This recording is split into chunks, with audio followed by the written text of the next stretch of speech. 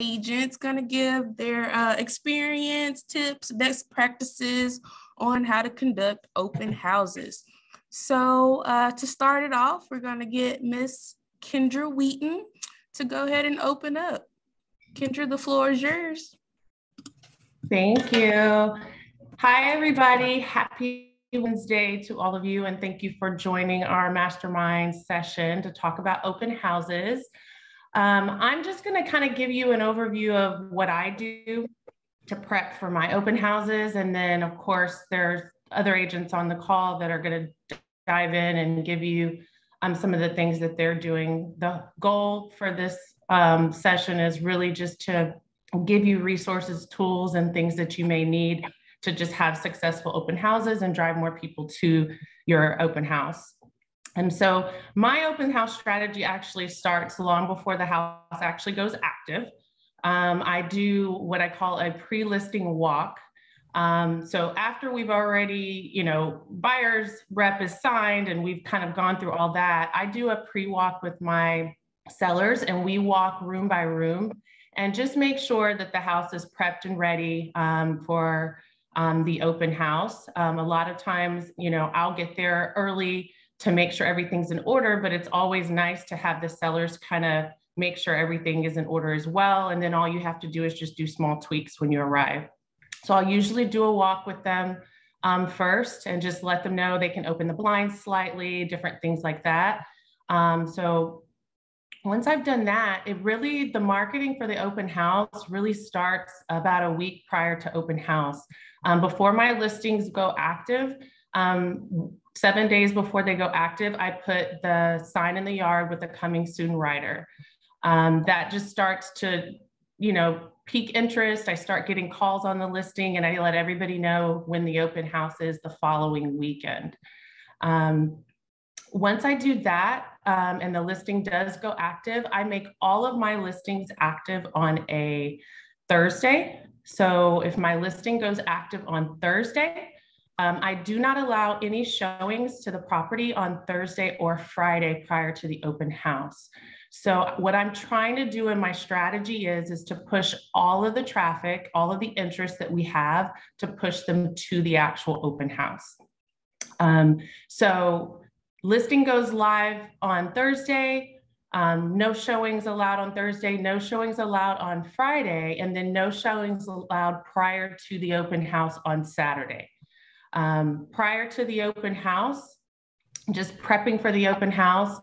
Obviously, it's important to get to your open house early so that you can put out your signage and all of that. I am one that thinks that the more signs you put out, the better. I think that you can almost be a little bit annoying. If you think it's a lot, then you probably don't have enough.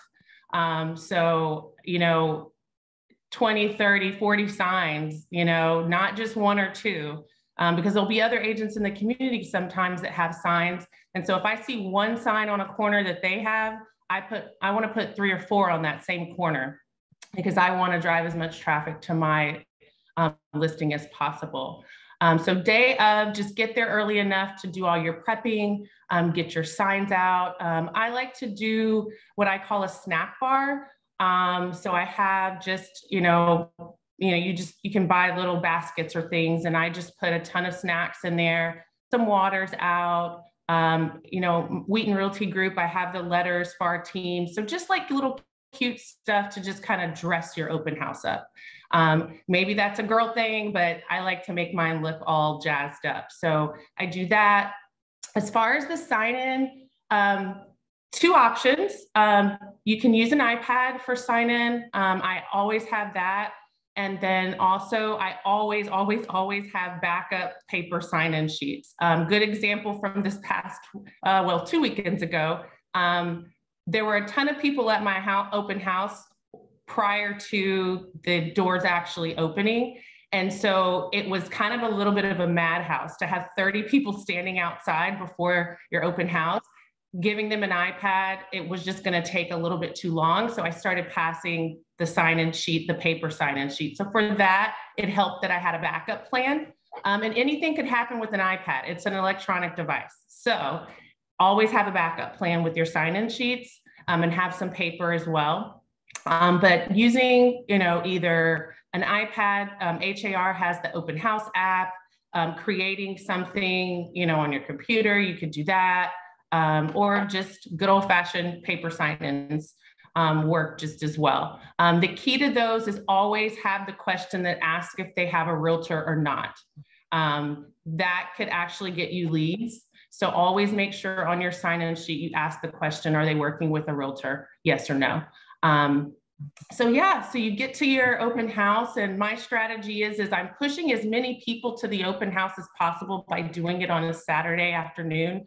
And with all of the interest that's come from Thursday and Friday and Saturday morning, you usually get a ton of people. So, open house, just, normal open house, engaging with your clients throughout that time frame. But the key is that the more people that you can drive to the open house and they see how many people are there and all the interest and all the buzz, the strategy that I always tell my sellers is that that's what's gonna drive your price up. So if somebody's interested in that house and they hear all the buzz in the house, they're probably going to offer over asking price because they already know that there's another offer that's probably coming in. I had a gentleman sit in my open house for an hour 2 weeks ago. And then finally I was just like, what's up? Why are you still in the open house after an hour, just standing in the kitchen with his client?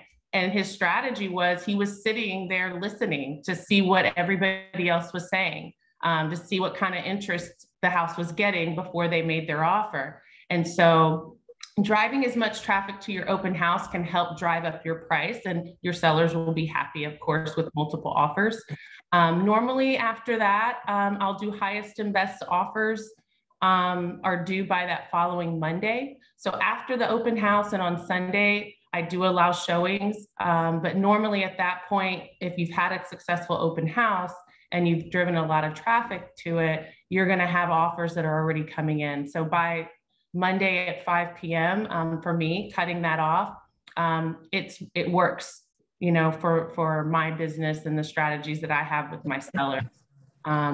Most of my open houses in the last 2 years, I've gotten 15 plus offers on almost every single one of the listings that I've done open houses for. The one this 2 weeks ago, we had 18 offers. That's obviously the norm right now. There's so many multiple offer situations. But I think that with sellers, they just want to know, what's your strategy? I want to be able to give them a game plan. And so these are some of the things that I do to drive traffic to the open house. Follow-up is key as well for the people that sign into the open house. The following day, I usually will send out either a text. I usually will start with a text because that's kind of the preferred communication for most people, and just thank them for coming to the open house, especially the ones that didn't have an agent. And a lot of times you'll get a response back because if they don't put in an offer on that home and they don't have an agent, they may be looking for still in the market for a home, and then you can capture that lead potentially. Follow-up is always key, to check in and see if those people need assistance now, or it could be somebody that you can nurture for the future. So for the most part, that's kind of my strategy and how I've been doing things for the last 2 years, and I've had a lot of success doing it that way. The key things are just making the open house environment a fun environment. I have my little snack bar. I always bring my little speaker and I play like a soft jazz kind of music in the background. So I have that set up as well. And just, the key is having a lot of energy and knowing all the information about your property. The worst thing is somebody asks you a question and you don't know the answer. So it's really important for you to also study your listing prior to actually walking into your open house. You want to know things like, how old is the AC? How old is the roof? Have any of the major appliances been replaced? Has the hot water heater been replaced? Different things like that you may forget to ask, but those are things that are really important because most people who come to open houses, especially if they're going to put in an over asking price offer, and a lot of people are waiving option periods, those are going to be key things that help them in that decision. So So those are some of the things I do. I hope that that's really been helpful. If anybody has questions about kind of my strategy, please, unmute and ask questions. And then if not, then I guess one of the other masterminds can jump in and give their strategies. That was great information, Kendra. Does anyone have any questions for Kendra? Yes. Hey, Margaret. Hi. How are you? Are y'all? You have a big echo. Okay. Oh, can you hear me now, Kendra? Oh, I can. Okay. Well, my quick question was, you said 20 to 40 signs. Where are you sourcing your signs for some of the newer agents? As far as who makes the signs? Can you? I can't hear. Yes.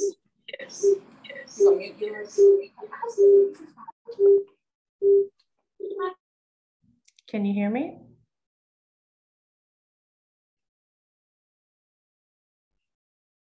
Cedric, can you hear me?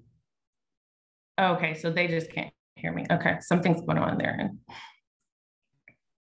Can you hear me? Okay, I can hear you now. Okay, great. So wonderful tips, by the way. You mentioned 20 to 40 signs. For some of the newer agents, where are you sourcing all of these signs? Meaning where I get them made? Yeah, where are you getting them? Oh, okay. Yeah. So I get all of my signage. So my actual signs, my hanging signs that I put in the yard, all my riders and business cards and actual open house signs, I get them done with a company called Alpha Graphics. It's in Katy. And I've used quite some time for signage. I like that they make signs. I mean, a lot of times, sometimes the cheaper signs, they will peel or, they kind of look cheaper. They put a UVA cover on all of their for sale signs that I use with them. And then I just like the quality, they use that thick corrugated plastic. And so they're not super flimsy as well, but they can design really anything that you want. You actually sit down with a designer to design your actual signs yourself. I have some that just say Brooks and Davis, and then some now that have just the team on it with my phone number. And so it's not something where I'm saying, go out and buy 40 signs. I have kind of accumulated them. The first time when I got signs, I bought 10, and then I started with 10, and then I closed a house, and then I bought 10 more, and so I've kind of done that. Obviously I've started the team. So I just actually ordered 10 more signs. The key is the arrows. I've noticed that, obviously you'll have a right arrow and a left arrow. I just ordered some that have straight arrows. So that you can, point people to go straight down the street. And so just having a mix of the different arrows. The signs are obviously, you can flip them either way. I put arrows on both sides of my signs because I do them all double-sided, but then I also just ordered the straight arrows as well that kind of point straight. So yeah, Alpha Graphics and Katy, that's who I use. And if you guys want that information, I'll share it with the office, and then that way you can have it. Awesome. Thank you, Kendra. All right, so next we are going to hear from Miss Laura Soto. She recently had an open house over the weekend, and she's just going to share her experience. Miss Laura, you have the floor. You got to unmute, Laura. Unmute your mic, Laura. Can you hear me? Yes, ma'am. Okay, thank you. Sorry, I'm on the phone, you guys. But yeah, just to kind of, go off of what Kendra says, I use the same techniques. What I do is I tend to either go extremely early in the morning to put out my signs, directing people to the open house. I drive around the community to find major streets where I can meet some of that traffic, that heavy traffic to my open house. I put out there, like, I think Kendra's signs were like 20 of them. And then I had some signs of my own. So definitely blasting the community. And that also kind of gives, you know, other people in that community an idea of what kind of realtor we are, because they're seeing us put up so many signs and they're seeing how much attention we're drawing to that house. So therefore it draws attention from the neighbors, like, oh, they really bombarded, you know, that house with open signs. They really had so much signage out there. So definitely very important to have signage.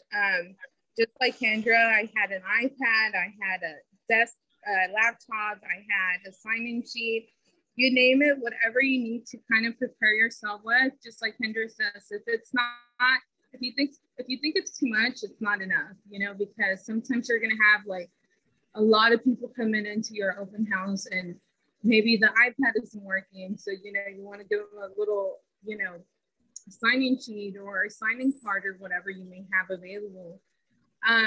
What I often do after my open houses too, not just follow up with the people that visited, but also following up with some of the people whose, you know, homes I use, whose yards I use to put up my signs.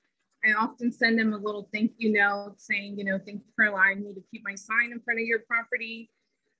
You know, in the future, if you're interested, please connect with me. I would love to, you know, sit with you and give you, you know, analysis of your home worth and things of that nature.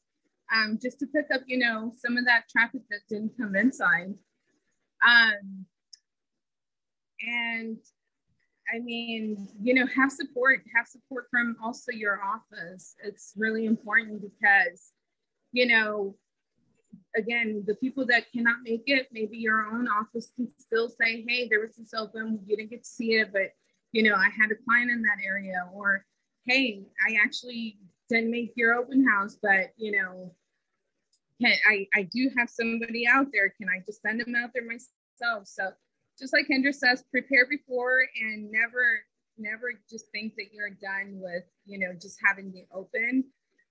Keep working at it. Keep, you know, connecting with people who are in that area who could possibly be, you know, looking to sell their home, especially in the market that we're in right now.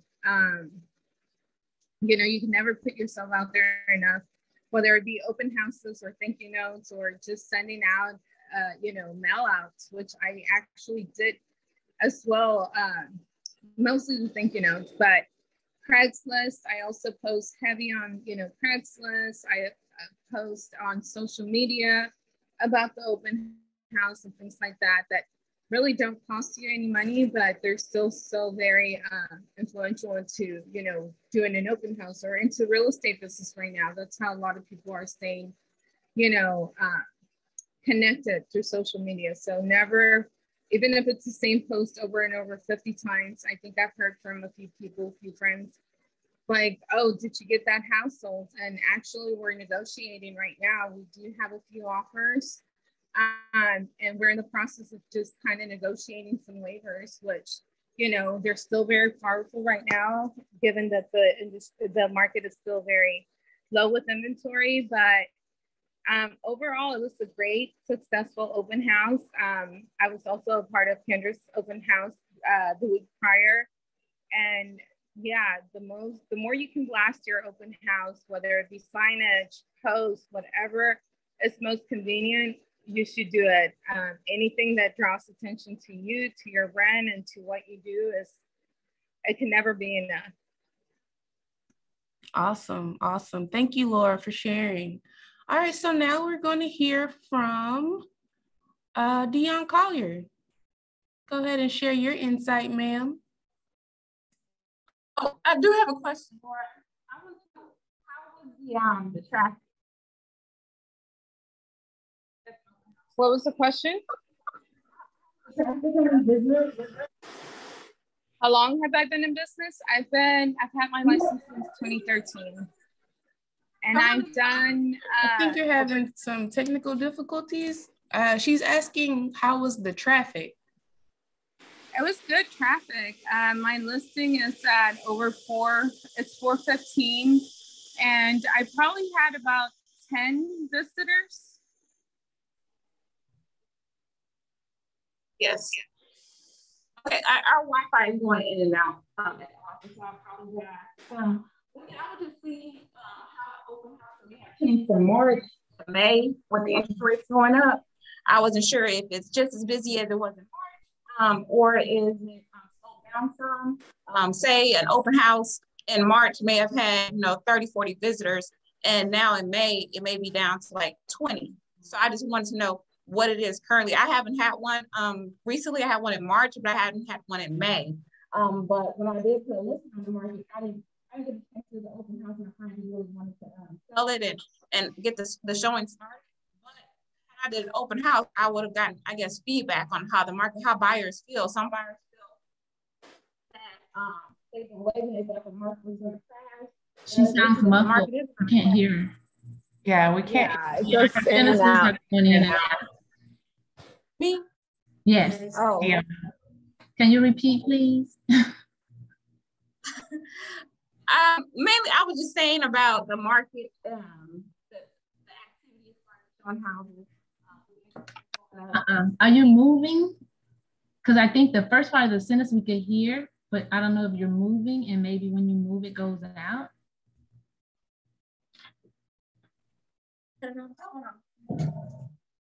Bear with us, you guys.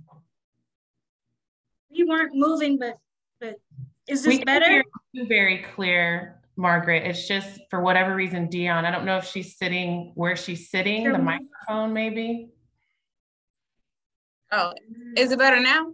Yes. Yes. Oh, okay. So that's what it is. All right. Well, my question was just wanted to know in regards to the market. I mean, the visitors to the open house since interest rates have gone up. Had an open house happening in March compared to May, where March may have had 40 visitors and May we're having 20. Or what type of feedback are you getting from the people that's coming by? Like, hey, I've been waiting for the market to crash. The market didn't crash. I see I have to buy because the market just keeps going up and up. Like, what, I guess, say, feedback? Yeah, I can. She went away. Yeah, I can speak for my open house. So the one that I did just 2 weeks ago, we had, I think I had 29 families that actually attended the open house.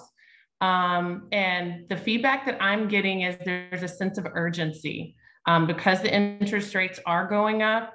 The buyers are still there. They still want to buy, and they're settling into the fact that the interest rates are just a little bit higher. But there is a sense of urgency, like that they need to buy now because they are definitely concerned about the interest rates continuing to rise. But as far as traffic, I would say in comparison to an open house that I may have done earlier in the year, maybe down slightly. I did do my open house on Mother's Day weekend, so I don't know if that played a factor doing it on that Saturday. But 29 units of traffic I think, obviously was a really good open house for me.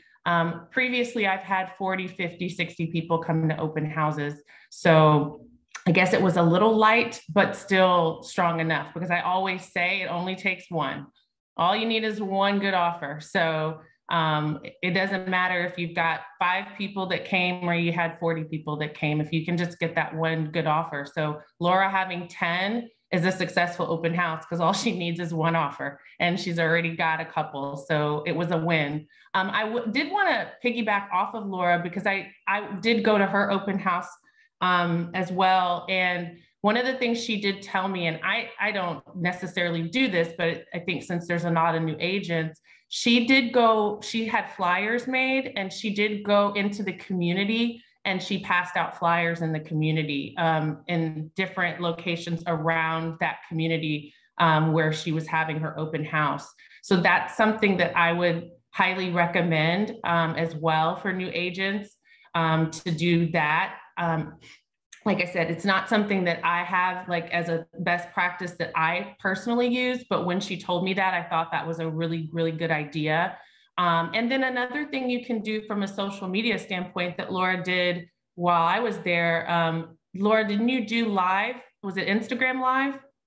So when I walked in the door, she had her iPad and everything set up. And then as people came in and I guess were walking around, she had Instagram Live on. So while people were talking, so they could hear her engaging with her clients and things like that. So you might want to mention that, Laura, because I thought that was a cool idea to have Instagram Live going and then doing what you did in the community with the flyers. Yeah, thank you. So again, anything that's free and free exposure is always best when it comes to real estate. And I also wanted to say the price points do make a difference. I know my price point is more in the 400s as opposed to, you know, being less than 300 grand right now. It's also, you know, you're probably gonna have different outcomes in any situation, obviously, depending on the urgency and the need for you know, that price range. Just like Kendra said, you know, it didn't dawn on me until that weekend that it was also graduation weekend. So maybe I could have possibly had more, you know, more people showing. But honestly, at the end of the day, just like Kendra said, all I wanted was one good offer. I'm negotiating with two right now, and they're both looking to, you know, sign waivers. I'm okay with that. And, you know, they're both really different in price spectrum. One is 15 over asking, one is only 5. So all I needed was that one good offer, whether it be 5 people, 20, 30, I just needed one good offer. And that's where we're at.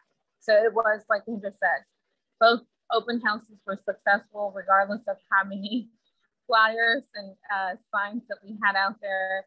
And also it's all teamwork. So yeah, very grateful for the support and appreciation that I got from, you know, my team, the office, and everybody who helped out too. Thank y'all so much. There's an alarm going on in the building right now. But I think Shay is still on the Zoom, so it's still up, but we got to get out of here. Yeah, we're going to have to end the training. But yeah, what I was asking, yeah, I definitely agree. It only takes, you know, one visitor. I just want to know like the feedback from some of, you know, just to get the climate of the market. Because I'll do an open house and I'll be happy with 1 or 2 visitors. Because they can lead to clients. I don't know if y'all can hear me, but we're gonna go outside, I guess. We're gonna go outside. Great information, you guys, Kendra and Laura. This was really good. One last question, Kendra. What was the price point of your house? My house was listed for $264, awesome, so right under 300. So okay. You know, there's a huge market, and there's a lot of buyers in that market. Right. So yeah, so mine was listed under 300. Right. And if you guys get anything in the 2s, lower 2s, would y'all let the team know before y'all put it on the market? Yes, I'm going to actively start doing that. I kind of started posting about my coming soons. Yeah. So I definitely will start putting that in the group me, my coming soons. I think that's kind of a best practice that all of us should do. Yeah. So if we can get it sold through our office, that's a win-win for all of us. Awesome. Thank you guys so much. I guess did they leave? They probably had to leave, but I guess they left the computer open, which was great. Yeah, everything, you can still continue on with the training. So if you guys want to keep talking, then let's just keep talking. I thought we had to rush off as well. No, I'm going to log in. I'm not in the office. It's Jessica. So if I need to, I'm going to log in to Mike's in case they did have to. Yeah, it looks like they had to leave. I was thinking they okay. No worries. Anybody else have questions, then definitely jump on and ask questions. I mean, anything I can do, you know, just to give yourself time, because it just depends on obviously how big your neighborhood is. And you always have to remember there's a main entrance and a back entrance. And I think sometimes people forget about the back entrances.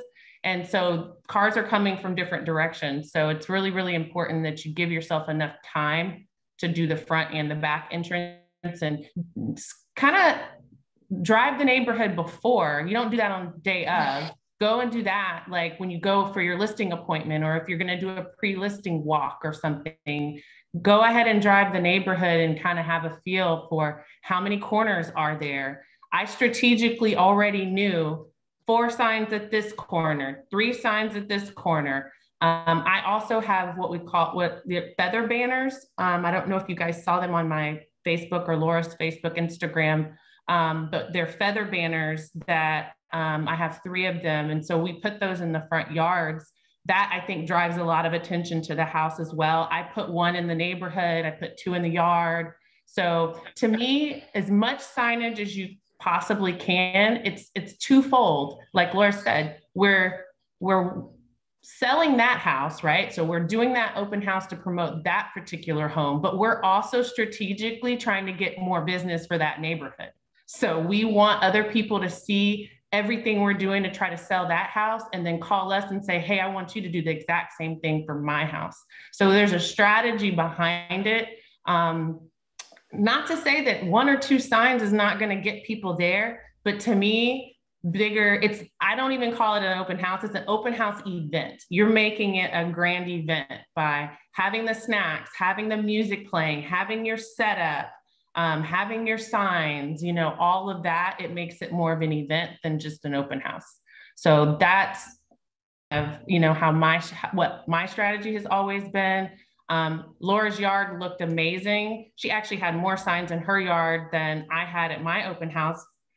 We put more in the community, and then I posted it, and then people were commenting on the signage like, oh my gosh, I wish all realtors did signage like that. So it works, you know, people are noticing it. So we're just going to keep doing it. And now it's going to get really annoying because I just ordered more signs. So we're about to we're adding even more to the arsenal.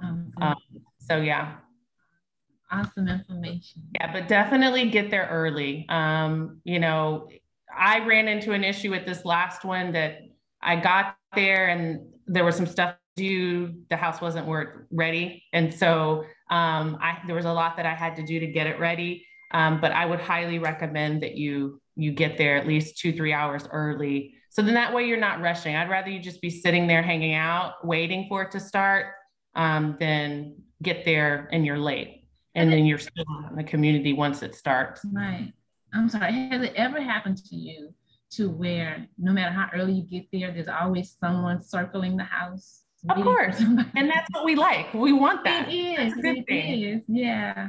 So. Yeah. And just let them know, just, you know, thank you so much for coming. I'm so glad you're early. Yeah. You know, open house starts at 1. Right. You know, there have been some times where the house was ready and I have allowed people in before. Mm-hmm. I have done that.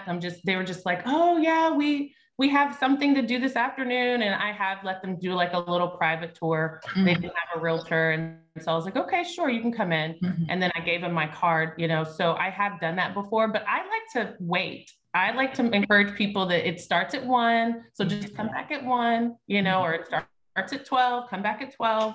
And then that way you're trying to get as many people in the house talking about the house at the same time as possible. So then that way we want to drive that price up. Right. Great. Awesome. Thank you. Yeah, of course. Laura, do you have anything else to add? Oh, I think, is Cedric still on here? Yeah, Cedric. Are you still? I'm still here. I'm just doing my manly duties, letting the ladies go. No. I didn't see your picture anymore. It wasn't at the top, so I was like, "Oh, he's gone." No, Cedric, just taking in some good information and waiting my turn. So it's no rush at all. Okay, it is now your turn. Listen, we're all in this thing together. As so many people have said, there's been some really, really good information going around the table. So I appreciate you all giving out that information. And hopefully it's helping someone. I've done more open houses in the 8.5 years that I've been in real estate than I care to remember. Some really effective early on, lots of them really ineffective because I did not use a lot of these strategies that I've learned over time to utilize. And so just a couple of things. I relate a lot of things to sports, right? And so when it comes to basketball, lots of times you see these basketball championship teams, they talk about what it took to win the championship, and people will ask about their particular game and they'll say, hey, winning the championship happened actually before we actually stepped on the court. So it's all of the prep work, the stuff you do beforehand. And the same concept goes when it comes to open houses, right? So yes, we want to get people there. Let's be honest. Let's be realistic. The goal is to get them there so that we can get more clients. Yes, we're going to sell houses. The house that we're listing in this market is probably going to sell regardless. The goal is to get more clients, right? The only thing that I would push back against, I don't particularly say, hey, the goal is to drive up the price, because I don't want to shift that mindset of my seller that what we agreed upon prior is not enough, right? So the goal is to get you an offer price in the price range that we discussed. If it happens to be driven up throughout this process due to an effective open house, then great. But of course, we may have that discussion amongst each other, amongst colleagues, that, hey, we want to drive that price up to make ourselves look good, make the business look good, make the company look good. But obviously, I'm doing it to get that price that I negotiated with my seller. But I say all of that to say, what I feel are some of the most important pieces to the open house. First and foremost is going to be the day and the time frame that you hold the open house. So yes, I agree, Kendra, and I believe Laura was saying, depending on the price point, that is definitely going to adjust how many people come to that open house. When you have a house that's over 400, you have a house in this market that's at 2.5, upper twos, tons of people are going to come to that because that's where most people are pre-qualified for in that average price range. That's the average price range that houses are selling for in Houston. And I apologize if y'all hear a vacuum in the back. I have cleaners here. I've tried to close that door. I don't know if that's loud or not. But I'm real big on data and what the data says and utilizing that data and leveraging it. And so, the data from NAR, National Association of Realtors, says that Sunday, best day to have open houses. To me, I think it's a coin flip, Saturday or Sunday. I don't think it really matters. Right. And then it talks about that time frame. It says if you're in the city, you want to have that open house from 11 to 3, somewhere in that range. Some people may say, I don't want to do it for 4 hours, but somewhere in the range of 11 to 3 is the most effective time based on the data. And then or if you live in the suburbs, 12 to 4. So it's really key on what time you have those open houses, how effective it's going to be. As Kendra has continued to say, the amount of signage. I'm typically 10 to 15. I don't do the 20 to 40. But again, it depends on the neighborhood. What's the size of the neighborhood, the location of the home? There's lots of things that come into play. But I do agree that obviously the size of the signage is definitely important. So as she said, if you don't know about those mesh flyers, big banners and things like that, bigger the better. You definitely want to attract people to your open house, and using the, what is that, the 12 by 4 inch, open house sign that's going to blow away with the wind and bend over.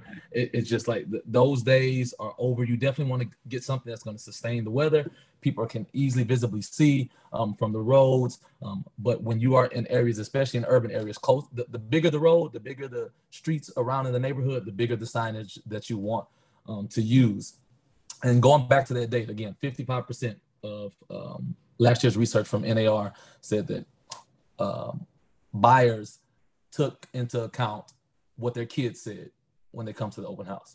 So if there are spaces in that home that are kid friendly, you want to make sure that you're exaggerating, extenuating, however you want to say it, those areas, making sure that, families that come into the home see this as a family home. I do the same when it comes to music, when it comes to snacks, even if you want to get a theme.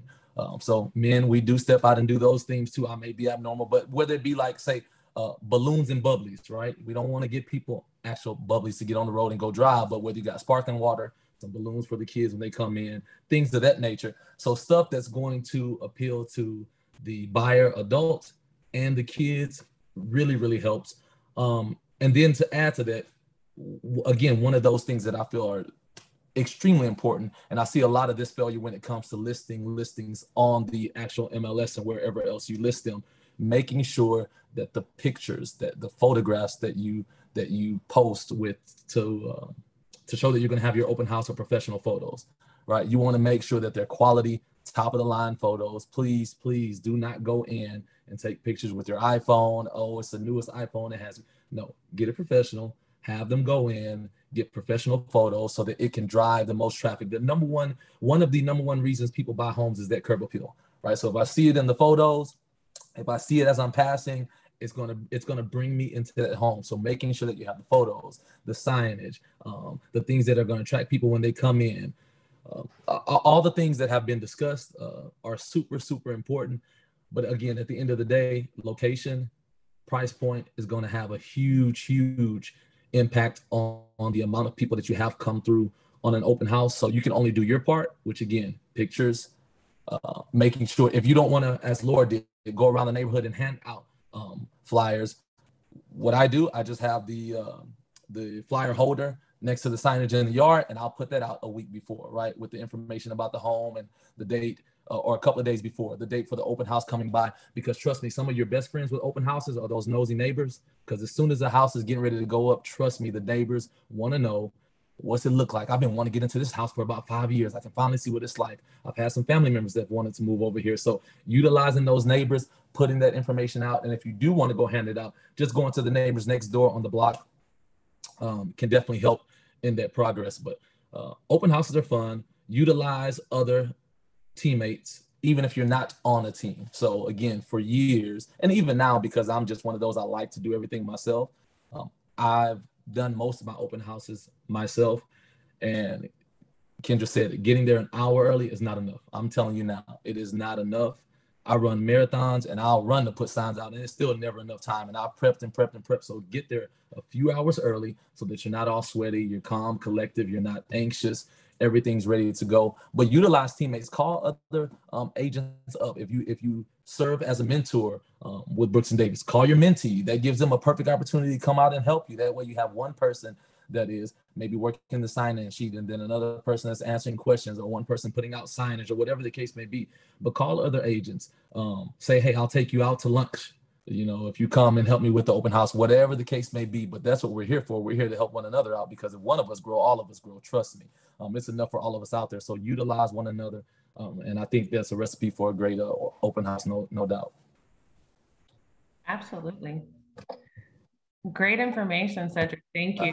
And no problem. I will piggyback on the part too about, everybody kind of has their role. We have kind of, these are the things that we do for the open house, but I think the sellers too have a little bit of responsibility in this too. We don't want a dirty house. We want a clean house.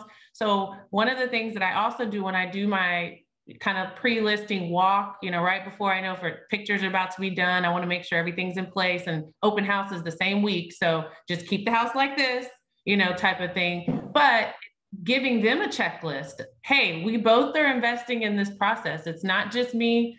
We're a team here. We're both doing everything we can to sell this house and get you the best, price that we can for this home. So, give your sellers a checklist of things that they need to do to get the home ready, not just for pictures, but even for open houses, and just make sure. I mean, you don't want to walk in and the house smells like that morning's breakfast, Yep. Absolutely. And I have to agree with you. That is so key, that we're courageous enough, professional enough to have those conversations with our sellers. Like, hey, I have a responsibility, but you also have a responsibility. And these are things that we have to discuss with them prior, because then you'll be making an empty promise, right? So, hey, this is what I'm going to do. This is what we're going to get. And then they didn't do their half, and you're not going to be able to deliver. And that's going to fall back on you. I just sold my story. I just sold my best friend's house in Austin. And if anybody knows about the Austin market, it is top 20 Houston market in price point and traffic. And I mean, when I say there's not a home in Austin city limits under probably 600, like normal people just can't, everyday worker can't buy a house out there. And every property, tons and tons of offers, 100 over, 150 over. I mean, it's crazy. And so they wanted me to do the open house, wanted me to list it, but they have 4 dogs and they didn't want to kennel the dogs. And I'm like, well, what do you want me to do? Well, just put them in the backyard. Well, now people can't see the backyard because everybody's not prone to dogs, even though I say, hey, the dogs aren't going to bother you, so forth and so on. I mean, you got big dogs, small dogs. They didn't want to show the house on certain days. They didn't want to have the house open house at a certain time. They didn't want to clean as I asked them to clean. And I think it was because, again, we've known each other since we were little. I think it was a little bit more taking advantage. And because it was them, I bit my tongue. And I mean, luckily we still got the house sold. But I definitely made a lot more work on myself than I had to. I had a conversation with them prior, like we can't have this open house unless you're going to hold to your end of the deal. So that's very important. I agree. Yeah, definitely. Does anybody have any questions for Cedric? We have one in the chat from Adrian. She says, what do I need to do to host an open house? So I guess the easiest way would be you obtain a seller, right? If I have one, what I used to do, I didn't have, especially when I first started, didn't have sellers in my pipeline, but I want to host open houses because I'm trying to build my pipeline. I want to get my name out there. I joined a lot of Facebook groups. So again, when I was in Austin, they had Austin real estate group, broker group, so forth and so on. Have the same thing here in Houston. And I would join those groups, and then I would just solicit my services out on the post. Hey, I'm available to host open houses. Anyone have any, direct message me, so forth and so on. And then you would have a lot of agents reach out and ask me to host open houses, because believe it or not, a lot of seasoned agents do not like to host open houses. The more business you do, the less you are likely to host an open house, right? So that was an easy way for me to gain a lot of open house business, if you would, for lack of better terms, when I first started. Yeah. The other thing I did, if there were communities that I was targeting, so let's say I had a certain neighborhoods that I live close by, I know everything about. Let's say you live in Pearland area and you want to do open houses in Shadow Creek Ranch or Pomona or Sedona Lakes. I would actually reach out to the agents that have listings in those neighborhoods and just call them and just say, hey, most seasoned agents are going to put if there's an open house that weekend. So if you're noticing that the house never has open houses and it's in a neighborhood it's in the market area that you're looking to serve, you can just call the agent and just say, hey, I'm an agent and I work in this area. I'm really excited to do some open houses. Could I see that you have a listing on, and, ask if they would mind if you you could do an open house for them. So absolutely great advice. Started out as well, just because there were certain neighborhoods that I was really interested in working in. So I just called the agents, and I got several open houses that way because, like he said, they didn't want to do them. And so I was happy to do them. So yeah, that would be probably a good way. I don't mind this. There may be other agents that have a different opinion, but even when I have open houses, if you want to come and shadow and just be there and just, kind of see how it goes and see what we do, I'm happy to, as long as you just let me know in advance that you want to do that, you're welcome to come and kind of see, because sometimes it's hard. We get on here and we're like, do this, do this, do this, do this, do this. And then it's time for you to do it. And you're like, what do I do? So, I'm happy to, or open to allowing, agents to come to any open houses that I have. Obviously I expect you to come and do some work too, though, like you want you to come and let's be a team and get this house sold, but it'll be a good way for you to kind of see how it goes and kind of see how we do things as our team. The other thing, I'm so fortunate because Laura is bilingual. And so at my last open house, Laura was there. And we had a lot of Spanish speaking people coming in the house. So Laura, I guess there's just a radar. She sensed it and she just I don't know what they're saying, but she's talking to them and engaging. And, we got a lot of people who, probably stayed a little bit longer because they were more comfortable because they could speak to her a little bit more freely. Some of them, I think I was talking to some people and she looked at me and said, I don't think he understands what you're saying. Because there's a language barrier there. So sometimes if you know that you have, you want to be able to have, somebody who, is Spanish speaking or something like that, then, you can always connect with people, to help you out in that way as well. There's not really a right or a wrong way to really do this. We've just done it over the years and done so many houses that we've just kind of figured out what's working for us. But you'll figure it out too. The goal is just for you to take some of what I said, some of what Cedric says, what Laura says, what Dion says. You just take a little bit of what everybody's doing, and then you don't have to do it all. Just, do what you can. But the key is you got to have it to, in order to have a successful open house, is you've got to implement and you've got to have a plan. You can't just show up that day and expect it all to go, you know, well. You've got to actually have a plan. And like you said, it starts long before, you know, prepping the house, you're making sure the house looks good, making sure you know your neighborhood, driving your neighborhood, know the area, what other homes are on the market, who are you competing against? You know, like there's a lot of research that's done well before we get into that open house, because if they're coming to my open house, they're probably going to the other 3 that are in the neighborhood too. So I have to be able to highlight against what that house may look like. And I might have already gone and toured those houses. So if those are already on the market, I've probably already scheduled a time to go and look at those. So then I already know,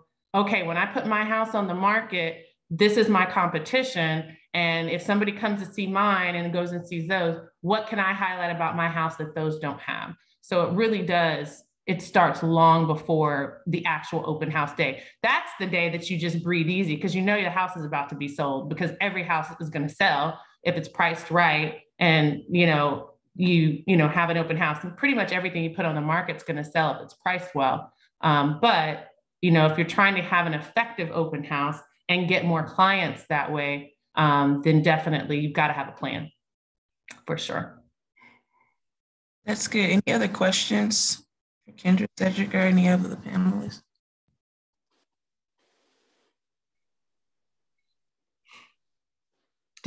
Dion, did they come back in? Yeah, we're on. Oh, okay, perfect. Is Dion, did you have anything you were going to say, Dion? Yes. I guess I want to talk about, like, say, a safety issue in regards to the question I asked about how many people came to the open house back in the past. I guess the last open house, not the last, but a previous one, it was 3 of us working the open house because we had like 60 people come in.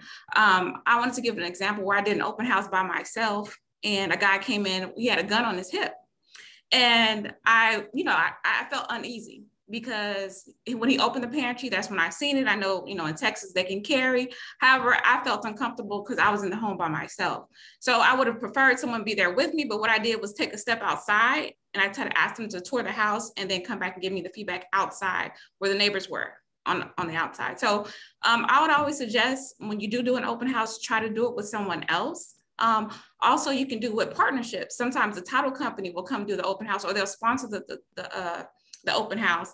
The lender, I've had a lender come and do the open house and be there for an hour or 2 and be the lender on hand to answer any buyer questions. I've also had an inspector. I've also had home warranty companies. So those are all different parties. So if you don't want to do an open house by yourself, you can reach out to title company, lender, inspector, home warranty company that may be available. Just give them ample notice in regards to doing the open house with you. The next thing I was going to add, and y'all had great information. I'm sorry, I wish I could hear all of it, but we had to leave the building, and now we're back in. Somebody burnt some toast, and fire department, everybody was here on the 5th floor. So we're back. A little off. I'm not on my computer because the internet isn't the best. Someone else's, so I can't share my screen. But some of the apps that I used was Open Home Pro. Is a free app. They have a paid subscription version of it, but I would use the iPad. And to piggyback on what on Laura and Kendra, having a backup. If the electronics didn't work, you had a backup paper survey or questionnaire for the visitors to sign. So on the Open Home Pro app, people can sign in on the iPad, you get their email information or their phone number. And as soon as the open house is over, you can send them a thank you email. Like it kind of like does it for you. And that's the free version. And you can retrieve leads from that sign-in sheet from using Open Home Pro. We also have the HAR Open House app as well. And some agents use it. I've used it kind of a little bit in the past, and you can share, if you're a HAR member, then the listing agent, any listing agent, if you say that you want to host an open house for their house, they can invite you to host their open house. So now you have access to this HAR app, and you're the host, and you can market it as the host of this upcoming open house. And when people come and visit the open house, you ask them for their phone number. So you're retrieving their phone number, and it sends them a text where they can give you've retrieved their phone number, and then they also give feedback on the visit of the house. And that's something you can share with your client, the seller. Also, you can use it as your follow-up system. Another tool that someone used, I may have spoken in, I'm not sure, is using a QR code to retrieve their information as soon as they come in. And that QR code can be linked to your CRM, where they go automatically into your CRM, and you follow up with a text, an email, and a phone call as soon as the open, not necessarily all in the same day, but I normally do call. If I have a strong lead, a buyer that doesn't have an agent, then I will call them and thank them for coming to my open house. And then I'll follow up with like additional information about the community or the house, and just be of service to them. And also I set that buyer consultation with them. So one of the things that have happened in the past, I had a listing, I did the open house, I had someone come in, they said they had a realtor, but they wasn't very happy with them, and they didn't have a buyer rep agreement signed. So I said, well, did they do a buyer consultation with you? They're like, no, what's that? And I was like, well, let me, do a buyer consult. So I did the buyer consultation an hour after the open house ended, and they became my clients. And then maybe 45 days later, I found they closed on their house. So open houses do work. You can get leads from them. And that's just, I'm more like a scenario type of explainer. So another thing, I had a listing for another agent. I didn't have any listings at the moment. I said, hey, you have a listing coming up, I'll do your open house. I went and knocked on the doors of, the 5 people to the right, 5 people to the left, across the street. And I let them know, like, hey, I'm doing an open house. Come have, the beverages or the snacks that I had that day, and take a tour and give me some feedback on what you think of the house. And so one of the neighbors came to the open house. He's like, okay, I see this house. We have the exact same floor plan, but I've done this and this and this to my house. What do you think my house is worth? So after the open house, if you can come by and take a look at my house, I want to put it on the market because I want to make sure that the upgrades I've done to my house, it was worth it. And so after the open house, I went to his house and I took a tour, gave him the estimate, put his house on the market, and sold it. So that's how you can get seller leads as well, doing an open house. So I've gotten clients from on the buyer end and on the seller end. I have a whole lot more to talk about, but I don't have my, I like to share my screen. I'm not on my computer, but I was just gonna bring up like list reports, different things that you can use to create your flyers or retrieve information. So I use breakthroughbroker.com, list reports, Canva. I've even in the past had a like realtor brochure, like a little bit about me and like testimonials to give to people that are coming that don't have an agent. So it's something that they take with them about me, as well as also, but most important is retrieving their information. Yeah, since I'm such a visual person, that's all. But anybody have questions about what I said, I guess, so far? No, what's the in the chat? Oh, go ahead, Sarah. Laverne, before you go, Deanna, if you want to go ahead and log into your computer, if you have it while Laverne goes in, you can still keep the meeting going. Okay. Some stuff you wanted to show.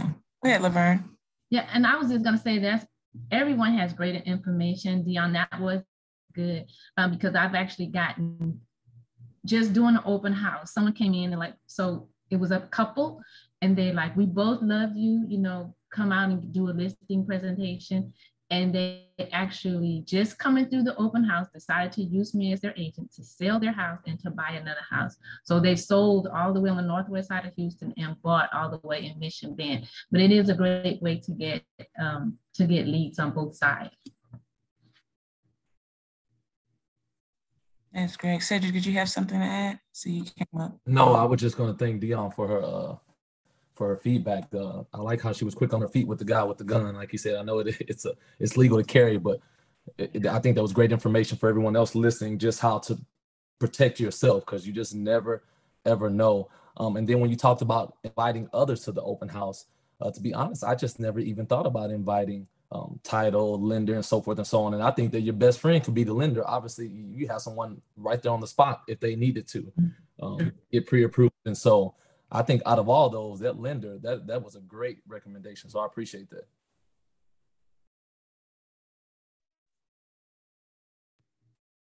That is great.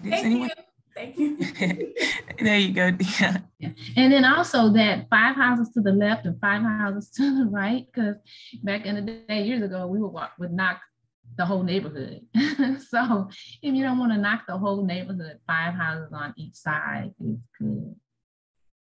Oh, let me add something real quick. So I can't remember the neighborhood. I'll bring it up in a second, but they will block. Can y'all hear me? Yes, we can hear you. We can hear you. Okay. So they, what is it, Spring Cypress? It's a house I did on, it's on the Open Home Pro. I can bring it up. So I put signs out along the, like say Main Street per se, leading into the subdivision and on the street.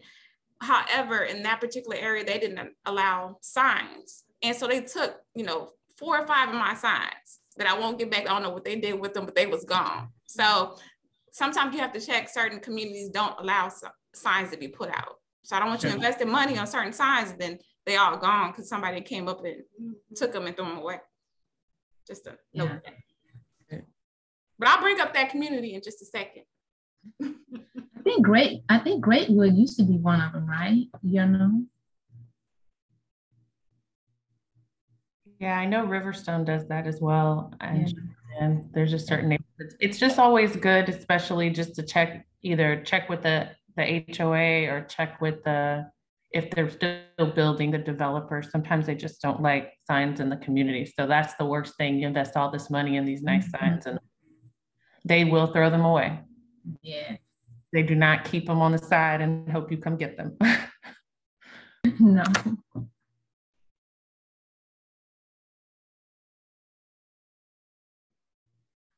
Also, what I do is I look up the other comparable homes in the community, and I figure out 3 features that the listing that I have, that it makes it unique compared to the others. So when they do come in through the door and I welcome them, I point out those 3, unique features compared to, like, it may be one across the street with the same floor plan, but hey, I have a bay window, granted the countertops, the high ceilings, something to differentiate your listing from your open house listing from the others is a great tool to do. And I also, sometimes I'll take the sellers to go look at the houses too, so they know what their competition is. Just depends how much time we have. But I'll tour, like I had a lease listing. It was the exact same floor plan. And so I went, I toured that lease listing. I wanted to see, I was having an open house. I wanted to see why this other house was getting so much traffic compared to mine. I know mine was my client wanted to list it a little bit higher, but I said, let me go inside and see how I can make my listing stand out compared to that one. But really the other one across the street was better and it was cheaper. So it did lease quicker than that one. But I don't want to get off topic, but QR code list reports, 1020 signs. Oh, video email. I used to be a part of BombBomb. I don't have it right now. And then I also had used LionDesk, and they have video emails. As soon as they left my open house, I would love to send a video message to them. And then sometimes people just record it from their phone and send them a text. Some people like that video message with additional information and a thank you for stopping by the open house, and just to see if you can be of service to them. So that follow-up, I think they say follow up 4 or 5 times after open house. Yeah, you're right, until they tell you to stop. So that's it for me.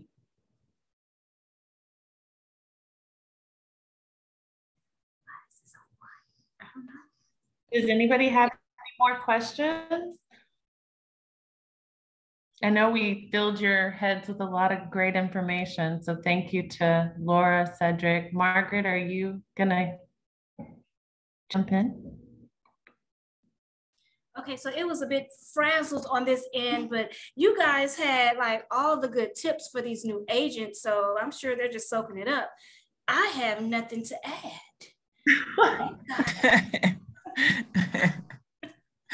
Okay, good. Well, no, it was a great training series. Guys, I really appreciate everybody taking their time out to share their knowledge and information on this topic. I know that it's going to be very beneficial to the new agents and those who are looking to do more open houses to gain more leads. So I do thank you all again. This will be recorded. We will maybe have to piece some things together as far as switching computers. However, we will make sure to get this on the YouTube so that you all can reference it. And we do plan to do this again. Let's see, we have, thank you, Joy. She said, thank you all there in the chat.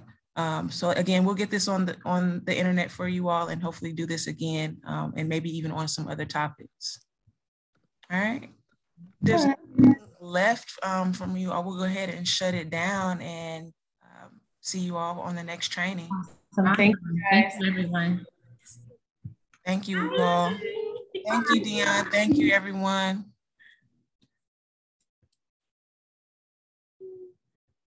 That's a lot of great